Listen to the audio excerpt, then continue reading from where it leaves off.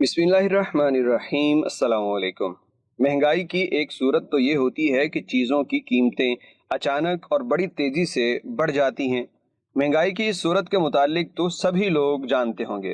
अंग्रेज़ी ज़ुबान में इसे इन्फ्लेशन कहा जाता है, लेकिन इसकी एक और किस्म भी है जिसे श्रिंक इन्फ्लेशन कहा जाता है, और इसके बारे में बहुत कम लोग ही जानते और गौर करते होंगे।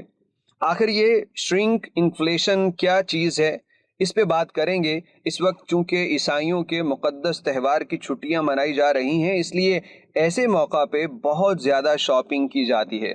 इन छुट्टियों में बहुत सी कंपनियां बड़े पैमाने पे अशिया की फ़रोख्त करने के लिए सेल लगा देती हैं या कीमतें बहुत कम कर देती हैं, जिनसे सार्फिन के अंदर ख़रीदारी का रुझान बढ़ जाता है। कंपनियां इस बात से आगाह होती हैं कि जब सार्फिन चीज़ों की कीमतों में कमी देखेंगे तो इसे ज़रूर खरीदेंगे। अब कंपनी को भी खाम माल महंगा मिल रहा होता है, लेकिन कंपनी कीमत बढ़ाने की बजाय उल्टा सेल लगा रही है। सोचने वाली बात तो ये है कि सीधा सीधा कंपनी को नुकसान हो रहा है। क्या कंपनी खुद अपना नुकसान करना चाहेगी? लेकिन असल में ये कंपनियां बहुत चालाक होती हैं, ये अपना नुकसान कभी भी नहीं होने देती। और ये इन दिनों में करते क्या हैं, ये प्रोडक्ट के साइज को छोटा करके उसकी कीमत कम कर देते हैं। और कम कीमत पे तो ध्यान जाता है, लेकिन साइज पे ध्यान सार्फिन का नहीं जाता। हर महीने चीज़ों की पैकिंग का साइज छोटा किया जाता है। एक आम सारिफ को इसका एहसास ही नहीं हो पाता। उसके जहन में यही होता है कि उसे एक ही कीमत पे ये सामान मिल रहा है जिस कीमत पे पहले मिला करता था। इस वक्त मगरबी ममालिक में बाकायदा एक ट्रेंड चलाया जा रहा है और महंगाई करने वाले इस खुफिया तरीके को एक्सपोज किया जा रहा है। ज़्यादातर लोगों ने इस बात को नोट किया है कि पिछले महीने उन्होंने जो डब्बा ख़रीदा, आज वही डब्बा छोटे साइज़ का हो चुका है। प्रोडक्ट की नई और पुरानी पैकिंग के साथ फ़ोटोज़ भी पोस्ट की जा रही हैं। दरअसल श्रिंक इन्फ्लेशन इसी का नाम है। इसमें अशिया की कीमतें वही रहती हैं, जबकि उनका साइज़ श्रिंक कर दिया जाता है, यानी सिकुड़ जाता है।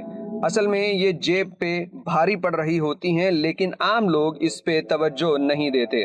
यह तरीका खतरनाक इसलिए भी है क्योंकि इस पे किसी किस्म का लीगल केस भी नहीं किया जा सकता। सार्फिन अपनी मर्जी से पैकेज को उठाते हैं और इसकी खरीदारी करते हैं। कानून के मुताबिक जो डिटेल्स चाहिए होती हैं वो इस पैकेज पे लिख दी जाती हैं, मगर यहाँ किसी को कानो कान खबर नहीं होती, और ना तो ऊपर कोई पढ़ता है तफसीलात और ना ही किसी के पास इतना वक्त होता है। कंपनी डब्बे और पैकेज के डिज़ाइन में भी कोई तब्दीली नहीं करती, इसलिए आम बंदे को उसकी असल दो नंबरी का या उसकी जो टेक्निक होती है उसका पता ही नहीं चल पाता।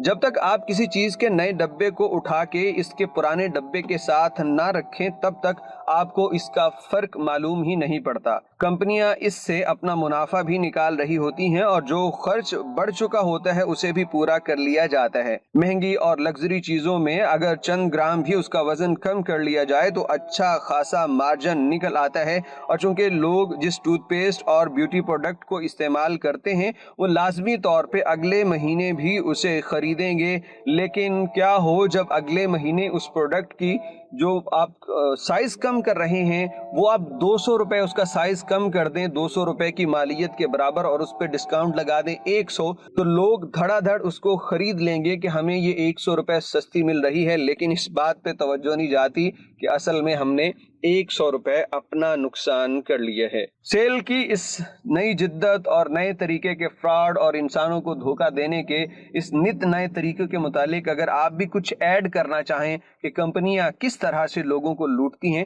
तो अपनी राय कमेंट बॉक्स में ज़रूर दीजिएगा।